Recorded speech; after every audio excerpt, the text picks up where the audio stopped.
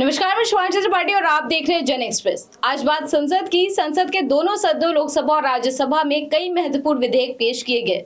चलिए विस्तार से जानते हैं कि आज संसद में क्या क्या हुआ।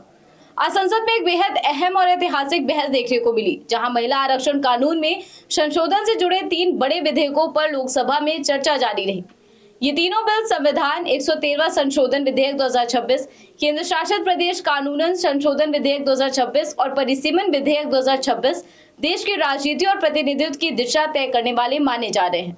सबसे पहले बात करते हैं आज की कार्रवाई की शुरुआत की। सरकार की ओर से केंद्रीय मंत्री अर्जुन राम मेघवाल ने चर्चा की शुरुआत करते हुए कहा कि संविधान निर्माताओं ने देश को यह शक्ति दी है कि समय समय पर संशोधन करके जनहित में फैसले लिए जा सकते हैं।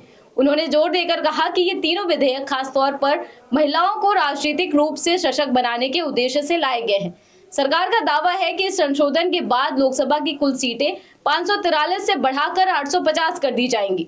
इसमें राज्यों के लिए 815 और केंद्र शासित प्रदेशों के लिए 35 सीटों का प्रस्ताव रखा गया है। साथ ही इन सीटों में से 273 सीटें महिलाओं के लिए आरक्षित होंगी, जो महिला सशक्तिकरण की दिशा में एक बड़ा कदम माना जा रहा है। लेकिन विपक्ष ने इन प्रस्तावों पर कई गंभीर सवाल खड़े किए। कांग्रेस सांसद गौरव गोगोई ने सरकार पर निशाना साधते हुए कहा कि सरकार सिर्फ पुरानी बातों को दोहरा रही है और स्पष्ट जवाब देने से बच रही है। उन्होंने खास तौर पर ये सवाल उठाया कि लोकसभा की सीटों की संख्या 850 करने का आंकड़ा आखिर किस आधार पर तय किया गया है। इसी बीच समाजवादी पार्टी के सांसद अखिलेश यादव ने एक अलग मुद्दा उठाया। उन्होंने मांग की कि महिला आरक्षण में मुस्लिम महिलाओं को भी शामिल किया जाए।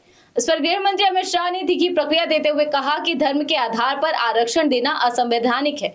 उन्होंने तंज कसते हुए कहा कि अगर समाजवादी पार्टी चाहती है तो वो अपनी पार्टी के टिकट मुस्लिम महिलाओं को दे सकती है। सरकार को इससे कोई आपत्ति नहीं होगी। बहस के दौरान डीएमके सांसद टी शिवा ने भी अपनी पार्टी का पक्ष रखा। उन्होंने परिसीमन विधेयक का विरोध करते हुए कहा कि महिला आरक्षण को इसके साथ जोड़ना सही नहीं है। उनका कहना था कि उनकी पार्टी हमेशा महिलाओं के अधिकारों के पक्ष में रही है, लेकिन मौजूदा 543 सीटों के भीतर ही आरक्षण लागू किया जाना चाहिए। उन्होंने ये भी आशंका जताई कि परिसीमन के बाद दक्षिणी राज्यों का प्रतिनिधित्व कम हो सकता है। वहीं केंद्रीय मंत्री नितिन गडकरी ने इस विधेयक को एक ऐतिहासिक और क्रांतिकारी बताते हुए कहा कि इससे देश की महिलाओं को लोकतंत्र में बराबरी का मौका मिलेगा। उन्होंने कहा कि ये सिर्फ एक कानून नहीं बल्कि सामाजिक बदलाव की दिशा में बड़ा कदम है। अब बात करते हैं परिसीमन विधेयक की, जो इस पूरी बहस का केंद्र बिंदु बना हुआ है। इस बिल के तहत राज्यों और केंद्र शासित प्रदेशों में लोकसभा और विधानसभा सीटों का पुनर्गठन किया जाएगा, यानी जनसंख्या और अन्य मानकों के आधार पर सीटों की संख्या और सीमाएं तय की जाएंगी।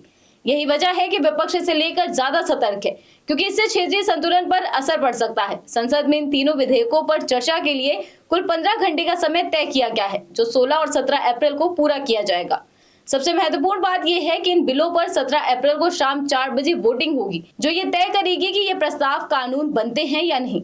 आज की बहस में एक तरफ सरकार ने इसे महिला सशक्तिकरण और लोकतांत्रिक सुधार का बड़ा कदम बताया है, तो वहीं विपक्ष ने इसे जल्दबाजी में लाया गया और कई सवालों से घिरा हुआ बताया।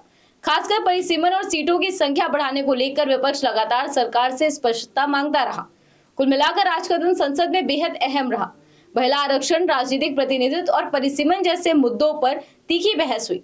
अब सभी की नजरें 17 अप्रैल की शाम 4 बजे होने वाली वोटिंग पर टिकी हैं, जहां ये तय होगा कि देश की राजनीति में ये बड़ा बदलाव लागू होगा या नहीं। तो ये थी आज संसद में हुई चर्चा की पूरी कहानी। आगे भी हम आपको संसद से जुड़ी हर बड़ी अपडेट देते रहेंगे। आप देखते रहिए जन एक्सप्रेस। धन्यवाद।